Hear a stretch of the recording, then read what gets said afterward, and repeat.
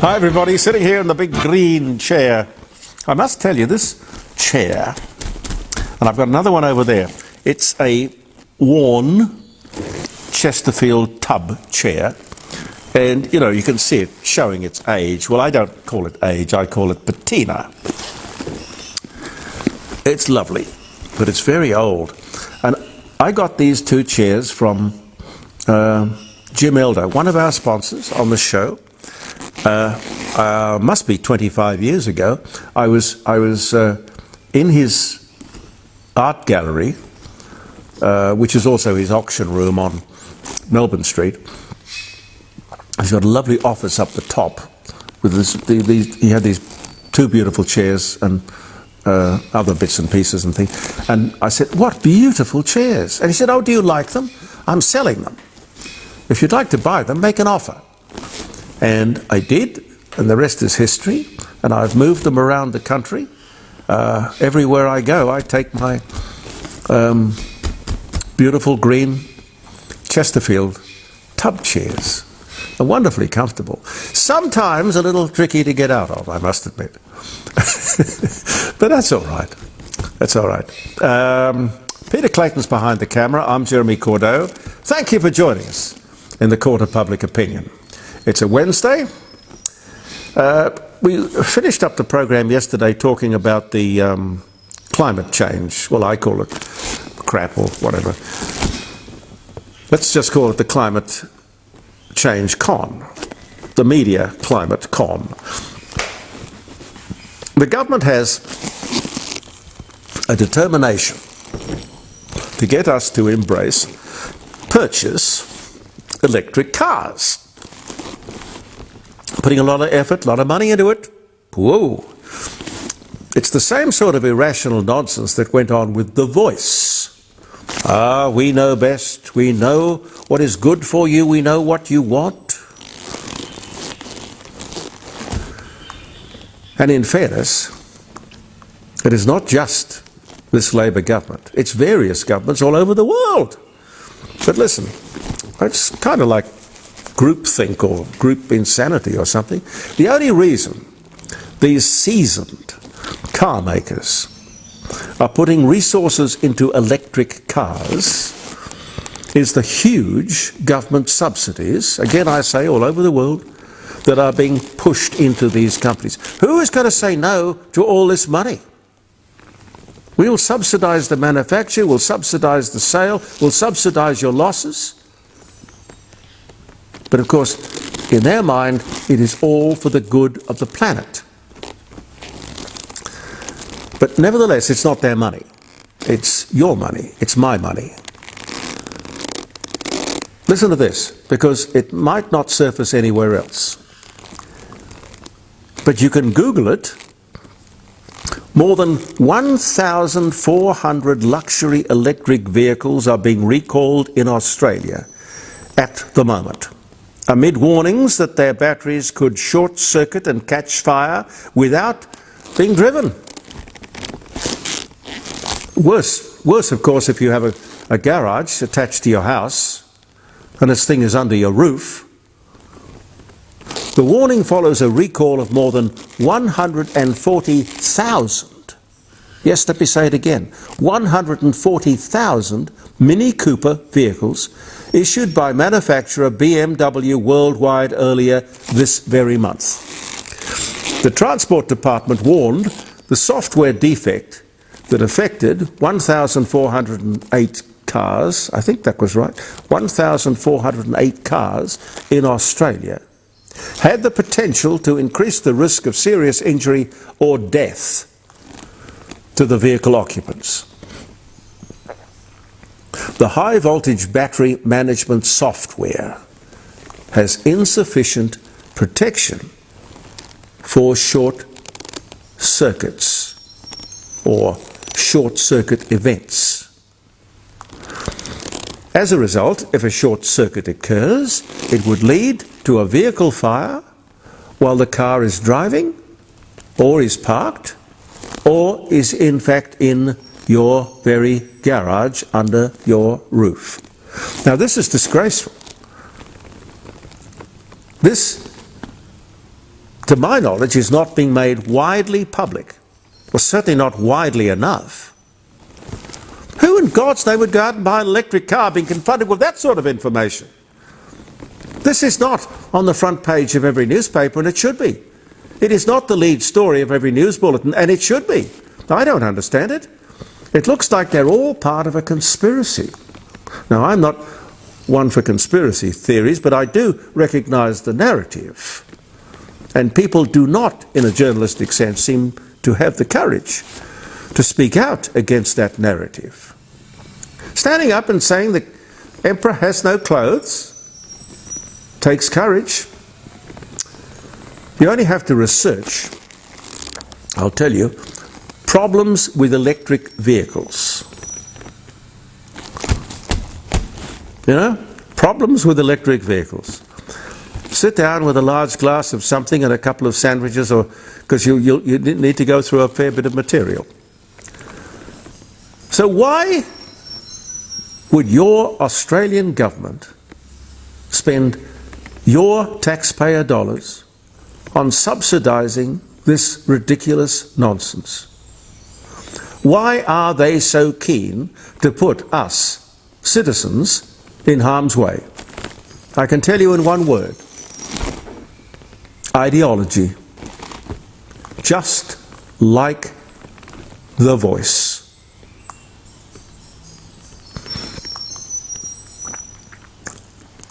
I cannot imagine these people will get re-elected, but God help us. God help us. Well, on the subject of cars, this is a game changer. After some 40 years, ladies and gentlemen, it's the end of an era for the CD player in a car. No new models will be sold with CD players. The last car maker calls time on the ever-popular entertainment system. It's been a feature of cars for as long as I can remember. Well, certainly the last 40 years. Certainly 40 years. It'll disappear entirely from new models, and I think plenty of drivers will be angry about that. The in-car CD player is officially dead. The last manufacturer offering one in a vehicle has discontinued its availability. They're going to switch to God. I don't know. Well, if they switch to God, it would probably be a good idea. Some streaming device where you're probably not likely to find God. An all of these extra buttons or touch screen stuff that you have to fiddle with what do they call it? An infotainment screen menu. You know, switching from one artist to another. Maybe don't like that song. Some of whom, you know, the artists you'll never have heard of, and you'll probably never hear of them again. Now, I don't understand. It's the endless pursuit of the perfect at the expense of the good. What do you think? Call me on Friday. Call me on Friday. Homeschooling has jumped remarkably in the last few years. Homeschooling we hardly ever heard of. Homeschooling was something that kind of fringe dwellers or extremists did. You know, the Brethren, or the the Amish, or I don't know. In 2018, I think it was, fewer than 14,000 pupils were being homeschooled. Today, 43,000 parents are choosing to homeschool their children. And may I say, I don't blame them. Hard work, but I don't know that you'd want to leave these young, impressionable minds in a classroom being ruled over by these people who have no enthusiasm for Australia, no pride in Australia, no patriotism, nothing but the black armband view of history. I can understand it. If I was in your position with young kids, I would probably opt to do the same thing. Or I would struggle to send them to a private school and make sure that I was cognizant of everything that went on. A big response from the story we did last week on charities. You remember? I mean, it was a simple plea for transparency. That's what it was. An initiative that could be implemented today. And that was simply that all charities have to declare how much of every dollar goes to the cause for which the money was collected. Pretty simple. I mean, is it 2%? 5%? 20? 50? 70%? I could see people using that as a marketing tool. We give 70% of everything we collect to the cause. People would be much more keen to support such a cause. Why the resistance? As I said to you last week, why the resistance? And why is the government so reluctant to do anything about it? And particularly, as I said to you last week, there's no law that says that a charity has to give even 1 single cent to the cause. Go figure. As far as I'm concerned, the only reason they won't do this is that the charities look at it and think to themselves, people assume everything goes to the cause. Let me give you, and it doesn't. But let me give you an example here. And I'm only talking about this because it is a huge business. $200 billion a year kind of big business. Now let me give you a case study here, one that I really know about. The Smith family is a great example. I was on the board of the Smith family here in South Australia for 10 years when I was at 5DN. And I remember we were very proud as a board of this. 100% of every dollar we collected went to the cause. And you know why? How could we do that? How? Well, we had very clever business people running. Well, they invented the Smith family in Sydney, and they had this core set of values that sprang from that heritage. All the overheads, administration, everything was covered by the businesses that we had set up. And one of them, the best one, was a waste material. It was made of, old rags and things, and we had a process that turned this waste material into underfelt. And it was bloody good underfelt. Under carpets, you know what I mean? A very profitable sideline. Did the job. And I guess it still does. But there are others, like the Christmas party for special children. You may have heard about that. It was here in South Australia. I don't think they're here now. But they are big in other states.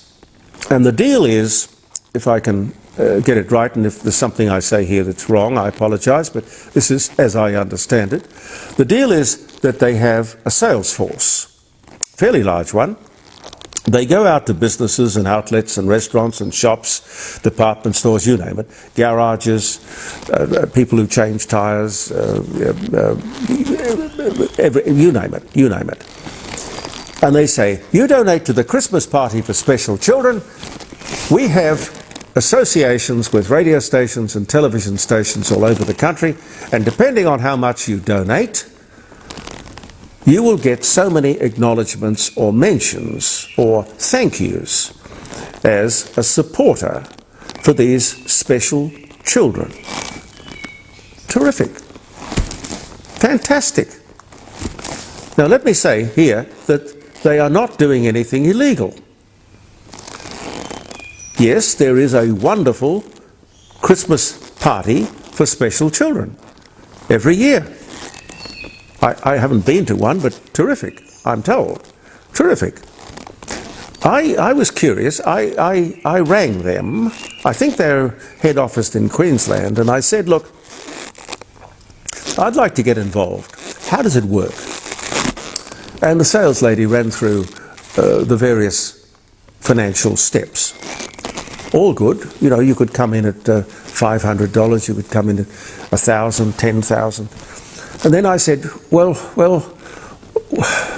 what happens when you have raised enough money for the party? You know, the Christmas, the whole point is the Christmas, oh yes. Well, what happens when you've raised enough money for the Christmas party for special children? What happens then? And she said, quite honestly, oh, look, we are a business. We keep on collecting.